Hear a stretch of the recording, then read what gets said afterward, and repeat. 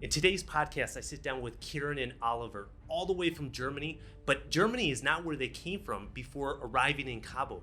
They've been traveling the world for the past 6 years, and you're not going to believe what they're traveling in. It's 18 tons, and it's something you've never seen before. Take a listen.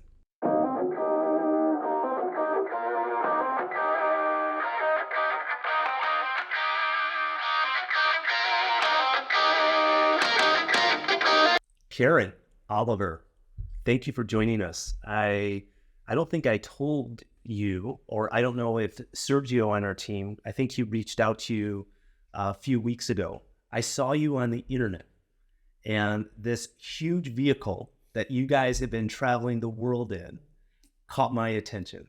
And it said that you were driving down the Baja Peninsula. And here you guys are. Welcome to Cabo. Thank you. Thank you. Tell everyone where the both of you are from. We are from Germany, originally, of course, and we are traveling now since 2017 with our truck, and we managed 200,000 of kilometers now. 200,000 kilometers. Yes, yeah. 250,000.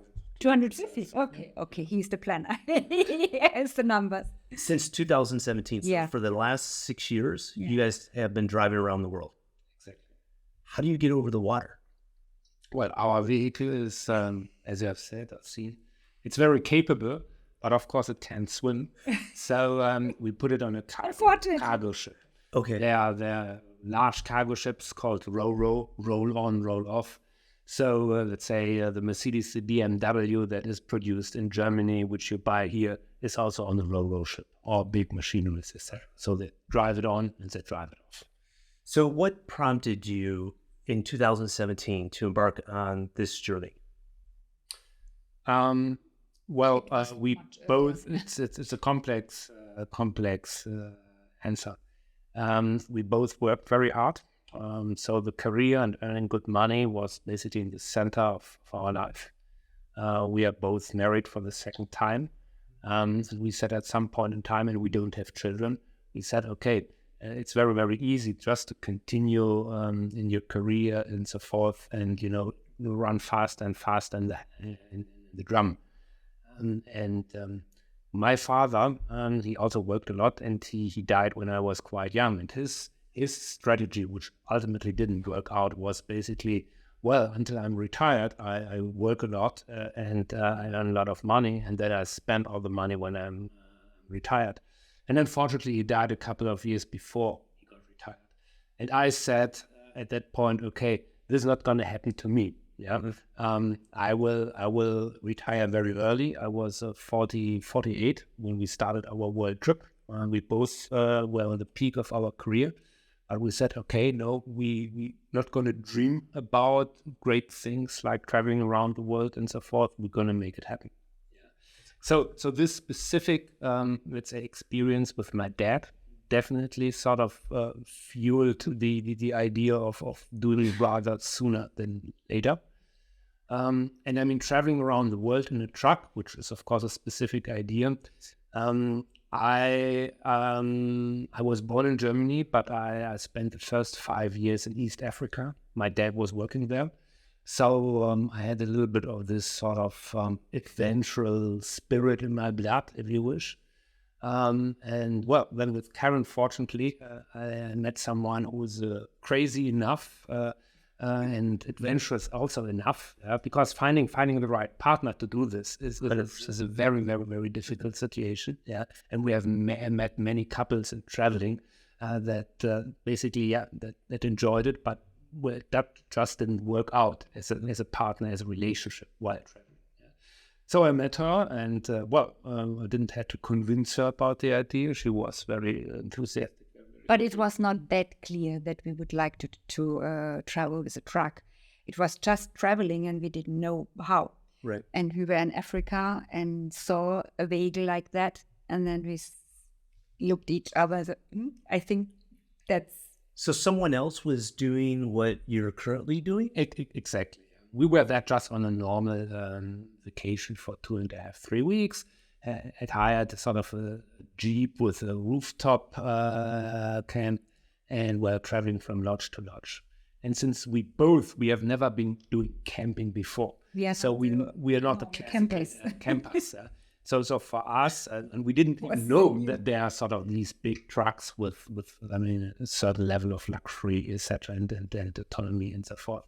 And then during our normal vacation trip in Africa, we saw such a truck, and then the guy, he climbed out of the truck. He had a nice white iron shirt, which then of course what was evident to Karin. Okay, you can also, let's say, travel in the most remote locations all over the world, but still have a certain, let's say, level of comfort and luxury. Sure. Because what a lot of people I think do not quite understand. I mean, you can go out in the bush with a rooftop camper for 2 weeks or so, or for 3 weeks, that's fine. But if you're on the road 7-8 months a year, like in our case, then you enjoy having air conditioning in the cabin, having shower, having 800 liter fresh water, and so forth and so forth. So you had never done anything like this before? No. Neither of you? No.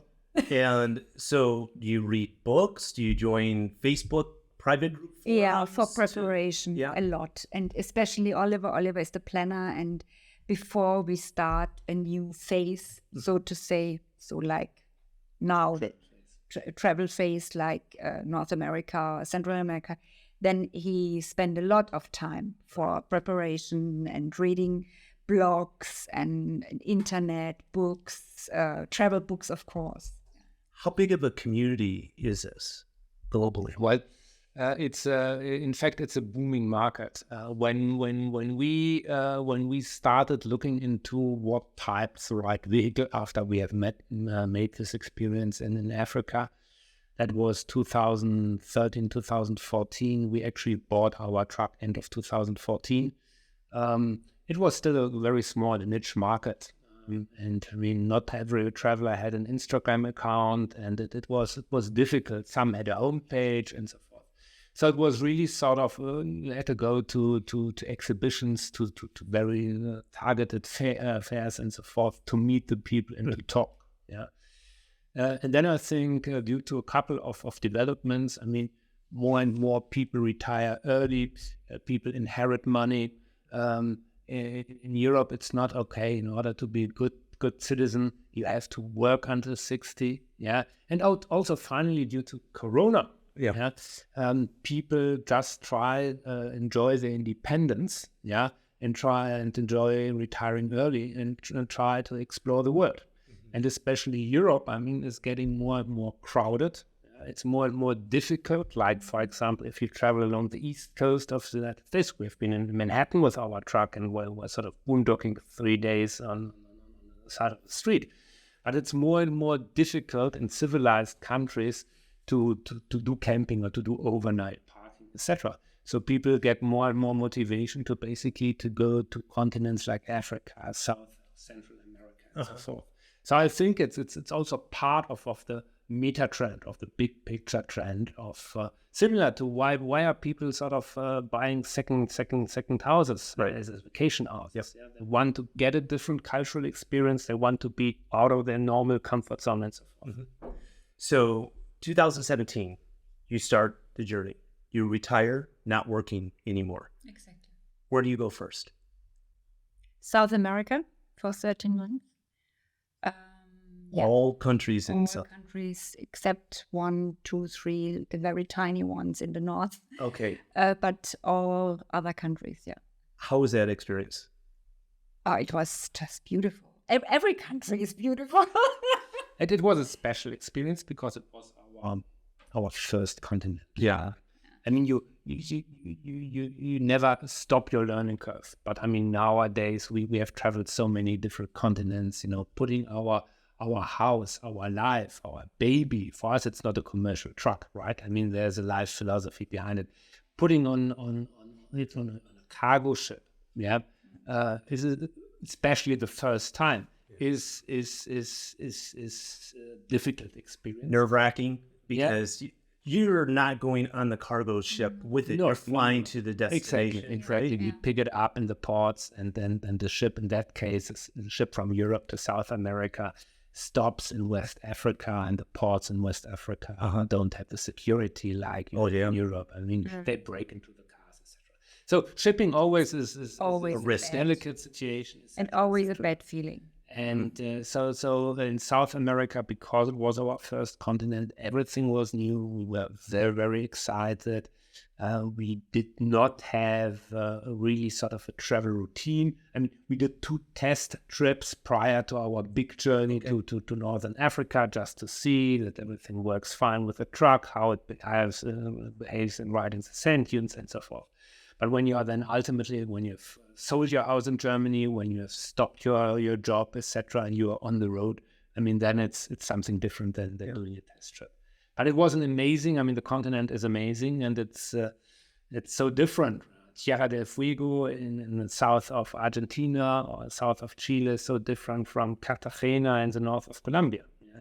In Brazil, everyone said, "Oh my God, you are crazy! Yeah, it's Dangerous. so dangerous. Yeah, like many Americans say, it's so dangerous. Go to Mexico." Yeah, it's interesting. Always when you ask the neighboring countries, it's totally everywhere. safe in our country, but don't go to the next country. It's absolutely. No, You found it very safe for you guys in Brazil? I don't know if it's safe. For us, it was safe. We had no incident, of course, but we heard a lot of different stories. So when you're traveling to these areas, where do you park the truck? For overnight or for sightseeing? Well, I guess both. Like Both. when you pulled into the podcast studio, you had to park across the street because of the space. I mean, for overnight spots, the more remote, the better. I mean, we don't need anything. We have big lithium batteries. We have solar panels. We have 800 liter of fresh water, etc. So we park off the grid, like behind the dunes on the beach. I mean, it's a 6x6. It's highly capable for off-road, and we also can go the last mile to the most beautiful. And we love it lonely. Yeah. And I mean, when we go shopping or when we look at the village, we try to maybe not As near as we can. As near as we can. Yeah, I mean, North America is easy because you don't have to worry about getting stuck in very small streets. Yeah, South America, and I assume Central America, it's the same like South America. Yeah, you have to. Parking directly in downtown is not always the best idea because you have to pay attention to low-hanging telephone or electricity cables. Our first bigger city was Mendoza in Argentina, and that was a terrible experience. The streets they had low-hanging trees everywhere, and of course we do have we have our chainsaw and electrical. But you have all the We have the cutting equipment, so we prepared and we do that. But you don't stop in the city and cut the trees. That's a problem. You have a line of 50 cars behind you hunting the on, etc. Yeah, it's fine in the middle of nowhere. You can take your time to cut a branch or whatever. Yeah, so it's. But also, I mean, you with the experience over time, you get used to situations, etc. That does not mean that you don't get stuck, I don't know, in a one-way gritty downtown street system. But overall, it's fine. There are also some apps which give indication for overnight places, etc. But again, it's like when you are looking for a restaurant, you look into TripAdvisor. Does it really help you? Because you don't know the background of the person who have made the comment. Right. Yeah. Some say it's not big rig friendly, but people here, and which is still under the influence of North American overlander travel, for them big rigs are the 40, 50 feet huge RVs. In Africa, our vehicle is big rig, but it's 6x6, high clearance, etc. Yeah.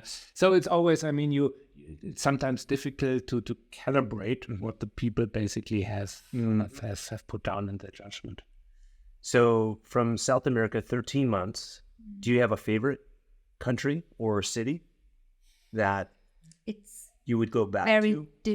We would. We thought about, because we are very near in a few months when we reach Panama. But we decided to do first Asia, because Asia is our last continent, so to say. And we would like to go first there before we do Second trips. second trips. Yeah. Okay. Yeah. Were there any places that you're in this big rig that you said to yourselves, I'd like to come back here, but in a more traditional, normal Exactly. way? That's very interesting that you talk about that, because that's our plan. We have a list at the moment, maybe 20 destinations. Oh, really? And we would like to spend there for a few months. So to go deeper into the culture, to go deeper into the area and learn people and all the stuff around. I mean, locations where we have been, we basically feel, okay, maybe just renting an apartment or a small house for 2 months, and then to do a deep dive. Yeah. And there are very different locations on it. I mean, you have, let's say, cities like Rio de Janeiro or Cape Town, where it's sort of just the city and the environment that is fascinating. But you also have very, very remote locations up in the northeast of Canada, very small island north of Newfoundland. You've gone up there. We've been there with our truck. We have been there for 1.5 days because it's, you drive around the island, it's 20 kilometers by 10 kilometers. There is an island, Fogo Fogo Island, and this is really a nice island. Very remote, and this is also on our list. Yeah, or let's say Eastern Montana is also beautiful, etc. Spending there the summer maybe when Mallorca's getting too hot. So there, as I said, 20 to 25 locations, and that could be because we are asking ourselves. We have now traveled the majority of continents, as Karin has said. Asia and the Silk Route, the old Silk Route. China is still on the list. That's going to be the next big trip. But of course, we start thinking of how will our life look after we have traveled all continents. Yeah, because you get addicted. It's like a drug. We enjoy it so much. We have proven to function as a couple. Yeah, also in difficult situations, totally out of your comfort level zone. Yeah. That was for us, I think, one of the most interesting learnings. How do you function? How do you work when you are always working out of your comfort zone? Were there any scary moments in the 6 years that you've been traveling the world? Safety, any accidents or not mishaps? about safetyness. It's more about what Oliver said before. Maybe when we had problems, when we got stuck, for example, that's really, exhausted. Where were you where have you been where you get stuck? We got stuck for 3 days in a dried out Laguna in northern Argentina. We did not realize that we were already driving on the Laguna because it was dried out. It was sandy, 20 centimeters of sand, but then 20 centimeters of mud, and then the water was below. And it took us 3 days and 17 efforts, to get out. And each effort, you need to shuffle for 3-4 hours. So we were working day and night to get all by yourselves. By ourselves, yeah. And of course, these are situations where you ask yourself, okay, how do you get the vehicle out? No other, no Caterpillar, no other, no 16-wheeler whatsoever could come because we were on the Laguna, right. And even it looked like a desert, not like a Laguna. Otherwise, it was like a hidden lagoon, literally. And in fact, it was a national park, so the park rangers on the second day came, but even with a tiny Jeep, they parked it on the edge of the Laguna and walked the last 2 miles to the place where we got stuck. So rescue options were limited. Right. Yeah. How much does the vehicle weigh? 18 tons. 18 tons? Mm-hmm. With totally full gas tanks and water tanks, etc. Yeah, you can't pull that out. No, you can't pull it out with a Jeep. You need to help yourself. Oh man. Okay, so that was scary. Yeah, and challenge was scary and traveling through Iran. You went through Iran? Yeah, on our Middle East trip. What year was that? 2021. So during Corona, the good thing was there were no tourists because Iran didn't give any tourist visa because of Corona. But we got a medical visa, because medical tourism is very important to get foreign currency from Iran because of all the sanctions and so forth. And especially sort of wealthy people from the Middle East, from the United Arab Emirates, from Qatar, etc., come to Iran because they have quite good medical treatments at affordable rates. Yeah, so we were able to get a medical visa for an eye surgery. We even got an official invitation. How long do they issue that medical visa? It was for 30 days, but it was no problem to get it extended. Yeah. So because of complication, in the surgery. Yeah, of course, I can't see. I need to stay around, see my doctor a second, third, fourth, fifth time. How long did you stay in Iran? 40 days, 45 days. Yeah. What was that like? Yeah, I mean, Iran is a fascinating country. Very, very nice. And the people are the nicest we ever met. Really? Really, really. You get every corner, you get an invitation for home, and they cook 4 hours for you. It's unbelievable.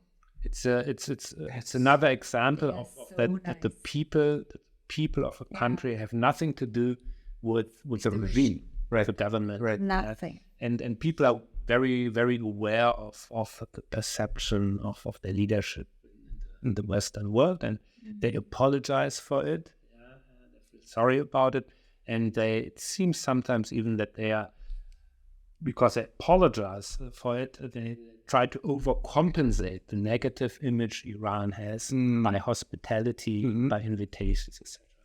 So, but when I mentioned Iran, it's also the country is great to travel, but you in fact you have the secret police, that is watching you, that might knock on your door in the middle of the night, with 10 people, and where are you coming from, where are you going to? So it's you always have sort of this big brothers watching you feeling, which we in no other country, not in the African countries, not in the South American countries, it's actually what we never ever in any other country has a feeling. Yeah, unfortunately, you don't blend in with your vehicle. Indeed. Where you go, you stand out like a sore thumb. Yeah. So you're noticed by everyone. Yeah. Where else have you traveled? Australia? Not yet, no. And it's also not on the plan. Is that on the plan? Okay. Because it's very far to ship, Very expensive, and very complicated, because you have to clean the chassis and the whole truck like it's brand new, and you never drove it. So it's really complicated to arrange that. Australia is a great continent, and I've been doing sort of extensive Jeep tours there by just hiring a vehicle there. But the Australians, I mean, they're crazy of importing bugs and things like this. Yeah, so it has to be 100% clean, and you need to heat up your vehicle at a temperature of 60 degrees for 3 hours. Yeah, before it's allowed to be on the ship, to make sure that any bug, any whatever insect, is dead, is hiding, is dead.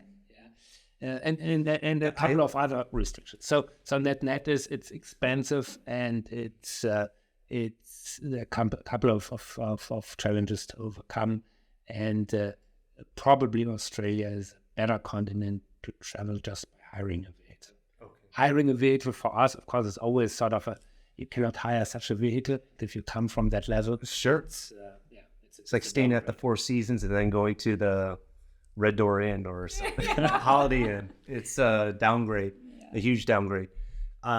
So you went also all throughout Europe, I'm assuming? Or no, because you live in Germany, you're like, it's not extreme enough? To be honest, I would say I know a lot of countries much better than Germany now. Because of our traveling, and we never traveled with our truck through Europe and Germany. Of course, we would like to do it, but we think about maybe our truck is a bit too big for countries in Europe.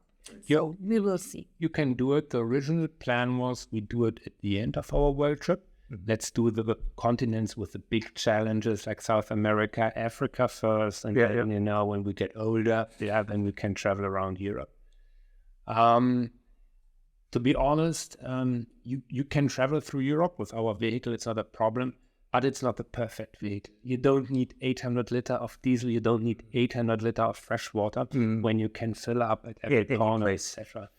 Gas prices, you know, diesel prices are very high in Europe. Yeah, so a smaller vehicle, would probably be the better vehicle for traveling just in Europe. It depends a little bit on coming back on what we're going to do once we have, let's say, done our last continent, Asia, including China, whether we will start all over again or whether we will, you know, live at selected places for some time. We'll see. So selling real estate, our clients always ask us, how much does it cost to maintain the property? So in a year, what is the range in terms of like operating expenses for similar type of vehicles? If someone is interested in embarking on an adventure like the two of you. Like always, it's difficult to say. By far, the largest cost position for us is diesel. And of course, it depends on how much you drive. If you spend 1 week at the beach here, then drive to the next beach 30 kilometers down the road, spend another week or 2 weeks there. Or if you, do you travel, you know, through Sweden, where it's €3 per liter of diesel, or do you travel through Saudi Arabia, where diesel is much cheaper than water, Have you been to Saudi Arabia? Yeah. So it really depends on how much and where do you travel, But diesel is by far the largest cost options. And when we this summer we were up in Alaska and came down the Dempster Highway and the Alaska Highway, and there are huge distances of driving to get from A to B. So we had a month where we just spent $3,000 on diesel in 1 month. 1 month, wow. In Iran we spent, I don't know, $50 in 1 month for diesel. 50 US? Yeah, because it's you pay 1 to 2 cents per liter of diesel. Are you serious? Yeah. So it's fun. Maybe that's part of the reason why you had something like people, and it's like $50, $3,000. It's fun to fill tank. Then another sort of large cost position has become shipment. These cargo ships, etc. When you go to Asia, you don't need to ship. Shipment to North America is cheaper than shipping to South America. So it's very hard to say. And then I'm not trying to avoid. No. I just want. You can throw around numbers, right? But you know also from your business. You have to put it in perspective. No, and we can have properties where it costs maybe $10,000 the whole year to operate, and then properties $150,000. So it's a huge range. Yeah. And do you have a huge garden to maintain, or do you have a small garden? Swimming pool, right? That's How many levels are in the house? And are you on the beach? Are you not on the beach because of the oxidation? All those things. So why the Baja? Why did you journey down the Baja? I think it's we came down from Alaska through Western Canada, and then the west side of the United States, Utah, Arizona, at our ultimate destination. This is Panama. So basically, you have two options when you come from California, Arizona. You can drive down the mainland, or you can drive down the Baja, and not only us, but also most other overlanders that go down south take the Baja. It has a reputation of being quite adventurous, which it is. I'm not talking about here the Cabos, which is very civilized, but I've seen, so many beautiful beaches where you really need very capable off-road vehicle. It's very remote. It's apart from this area and the Tijuana area, and it's beautiful and different as well because of the two different coasts, especially in the north. It's very different, and also the middle with all the cactus. It's really nice. Yeah. Did you primarily go down one side or the other? Or No, you we kept have bouncing, We were bouncing, ping-ponging. yeah. If we felt like having big beaches with big waves, went to the Pacific side. We felt like nice snorkeling bay and shallow waters. We went to the Gulf side. Did you have any favorites that you visited? The beach of Puerto Aqua Verde, which is south of Loreto. You know where it is? Yeah. It's beautiful. And this with the Ventana. La Ventana? No, The not East Cape? No. Nope. At the lighthouse. Lighthouse? At the lighthouse of La Ventana. At the Pacific. Punta Arenas. Yeah. That's beautiful. Yeah. Because it's such a huge. We didn't like La Ventana. For us, it was sort of too crowded, etc. But Punta Arenas, La Ventana. That's funny you say La Ventana is too crowded. So from Cabo, that's like remote. Yeah. I can So imagine. you're like, it's too bustling, too many people. But it has gained a lot of popularity in the last few years because of the kite surfing. Yeah. It's super huge over there. Yeah. And so from Cabo San Lucas, you're going to be here for how long? We normally prefer not to stay overnight in cities. So after our nice discussion, we will probably have a look around the town and then drive some 20 kilometers up north here on the west coast and find a place at the dunes. And frankly, we are a bit surprised how humid and hot it is. I mean, on the way to Panama, we will experience lots of this climate, but we actually thought that mid-October might be a little bit colder, as what we have experienced here.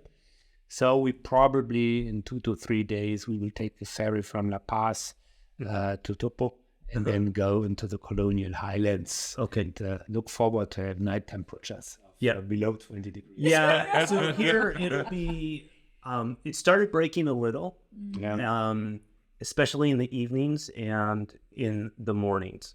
So you came into Cabo when? This morning? Well, we came from Cabo Pulmo. Yeah. Oh, Cabo almost fantastic. Did you get into the water? Yeah. Did snorkeling. Yeah, but visibility, I mean, the fish is amazing. Yeah. But the visibility in the ocean is not that good. It wasn't it? No. We talked to a local scuba diver. I said, well, it's because of global warming. But and again, strange. the fishes are so huge. Yeah. The coral reefs and I've never saw such big fishes. Yeah. Really, and we snorkeled a lot, but this was really amazing. Well, Jacques Cousteau, this was his playground. Yeah. And So there's San Cousteau Island, at Santana, yes. of Calamantan. Did you make it to La Paz, the capital? Yeah. We did. did some shopping, filled up our grocery, so on and so forth. Yeah, it's a nice city. Yeah. But, It's a city. not Too many people. Not enough. No, it's a village. And interestingly, La Paz, there's not many beaches in La Paz itself. Yeah. You have to get out of town. Yeah. But it is the capital. It is an important part of our state. So you're gonna be here the evening, and then get out. Yeah. Or this evening you're going to go up the coast. And We'll see. Actually, we haven't decided yet. I guess you have to make reservations, right? No. Well, we never go to campgrounds. Yeah, we hate campgrounds. So you just go find a remote spot. Yeah, exactly. Oh, that's amazing. I mean, if we walk through downtown and see great restaurants or whatsoever, could well be that we just stay on the parking place for overnight. Yeah. If we say what occurs quite frequently, okay, we are more sort of into seeing great animals, seeing great nature, being in remote places. We see like we say, well, we've seen it. Yeah, make check, and let's go on. So Karin and Oliver, how much longer are you going to do this for? So the plan is that we're going to be in Panama around April. Yeah, which also from seasonality should work out quite fine, because in May rainy season Central America starts and we ship back to Europe. And then in spring of 2025, so 1 year pause, then we will start sort of with our Asia Silk Road tour. This pause the pause is related to the climate and the travel plans. It's a quite long pause. We are just for a few months at home. But in that case, we need this to start at the right time to drive to Asia, because there are also some countries, and you can do these countries just in 2 or 3 months in the year. For example, Nepal or India, the north of India, and therefore we have to wait a little bit. Okay. And have you visited any of those countries yet? In Asia? Yeah. Yeah. You have? Yeah. Okay, so this will be a new experience, though, with the different beast. kind of, What do you call the truck? It has a name? Yeah, of Okay, course. what's the name? It's our baby. Shuya. Shuya. Yeah. And what does that The root is Arabic, and it means the hero. The hero. Yeah, in fact, it's Kiswahili, what they speak in Eastern Africa, And we were, in fact, Karin's coming out of marketing, and when we got the truck, we said, because I mean, it's our life, it's our baby, it's our everything. It needs to have a name, right? Like when you get a real baby. And we were doing some name search, and it wasn't that easy, because you don't want to have a name that has a negative connotation in some of the cultures, like samurai or whatever. It might fit to the truck, but people get crazy, etc. Yeah. And so we ended up with Shuya, or Shuja, as they say in the Arabic countries. And in fact, when we traveled through East Africa and Middle East, they were looking at the name. And Is it written on the... Yeah, it's on the driver's cab in quite big letters. Yeah. That's great. Well, it's been a pleasure. Thank you for coming in and talking with us. I think a lot of our listeners, our clients, are going to get a real kick out of the adventures that you guys have embarked on. And you do have an Instagram? Yes. And so I'll make sure that we're following each other so I can follow your adventures. You're posting regularly? When we are on the road, I try to do it every day, but... Yeah, we have 30,000 followers or 35,000 followers now. We also have a website where we where we post a blog every 2 or 3 weeks. So when we are leaving the Baja in a couple of days, the next post will be about our experiences in the Baja. So do you get companies asking to sponsor you? From time to time, yes, but I don't want to do it, because behind there is a lot of work and I have to do it. And so, no. It's taken away from your beach time. Exactly. You know? But to be honest, a lot of people, they are traveling like us, and they have to do it because that's their work. Yeah, to support. It's nice that we have, in the meantime, really a lot of followers, but it came automatically. Organically. Yeah. We did it for friends and family. We basically started with our blog, with our website first for friends and family. And then Instagram became quite popular, etc., and then we started with Instagram and also Facebook. So if someone is interested, they can follow us via different channels. Fantastic. Well, pleasure. Thanks for taking a break from your Thank you. travel. And if there's anything I can help you with in regards to the Baja, let me know. Cool. When we look for real estate, we'll let you know. And you were mentioning, I don't think we mentioned it in the recording, but home for you is Mallorca. Yeah. Exactly. Just real quick, why Mallorca? Why Mallorca? It's a beautiful island in the Mediterranean Sea. You can reach it. I mean, for example, from Munich, where we lived in Germany, I mean, during the season, there are 10 flights a day, and during the off-season, there are 5 flights a day.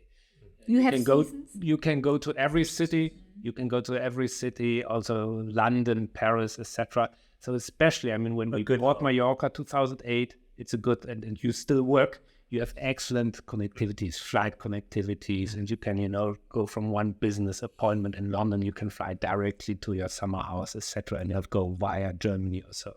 So the infrastructure is perfect.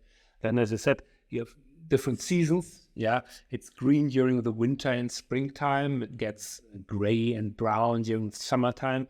And as Nordic German people, we couldn't, I think, live all the year, in just a tropical climate with just 1 or 2 degrees different, etc. Yeah, and it's. We have a lot of friends in Mallorca as well because it's so near to Germany. So that's also very important. Yeah, the social aspect of it. Yeah, especially when you stop working. Yeah. When we bought the house at that time, we were so busy in our jobs. We wanted to have as remote location as possible. Right. But especially in our situation, when we travel around the world and we are then back home in Mallorca, we are of course happy that a couple of friends also have summer houses. Yeah. And I'm sure that's the same which you experience here. Once you have a critical mess, oh, my friend bought a house there. Oh, he's having a barbecue, etc. Yeah, then it starts making other people also think about it. It's the same there. So when you go back home to Mallorca, what are the 1 or 2 things that you do miss from being there, like a restaurant, an amenity, something that really you're like, the first thing I'm going to do when I go back home is this. Is there? I miss my cat. Oh, the cat. So you have pets that you, wow. More or less wild one. So she's alone. We are not there. But she stayed there. That's really interesting. And you never traveled with any pets? No. Our housekeeper is looking after the pool, etc. He basically has the order when we are not around. I mean, there can be a couple of leaves in the pool. We don't care, but he should pet the cat. He's there for 5 minutes. So priorities are a little bit different, and he likes cats. I would say I miss 2 things. First of all, it's the routine. Believe it or not, We never have every supermarket we go to is different because we never go twice to the supermarket. Right. We don't know where we're going to stay tonight. Yeah. And sometimes the routine is something very fulfilling. Right. Yeah. And I miss my sports. Yeah. I have my race cycle there, my mountain bike. I have a small gym in the patio, etc., etc. I have a mountain bike in my truck, but it's the regularity. With these temperatures here, I don't want to. Yeah. And then I go cycling for 5 hours. Yeah. The next day I go to my little gym. Yeah, it's again a question of routine in combination with sports. Right. Okay. Yeah. The cat. The routine. Yeah. The routine, yes. I usually do a lot of yoga, and I have a shala at home. I like, to do yoga inside, and it's the same, like every day or every second day. And here on the trip, traveling, it's not possible to do it that regularly. Well, fantastic. Thank you to you both. Thank you too. And until the next one, bye for now. Thanks for listening to this episode of the Nick Fong Podcast. Make sure you subscribe to the podcast and the YouTube channel at youtube.com/Ronival Real Estate and follow Nick on Instagram at NickFong_Ronival. Ready to find your Baja dream home? Check out the latest property listings at Ronival.com or findmexicohouses.com. Hasta luego.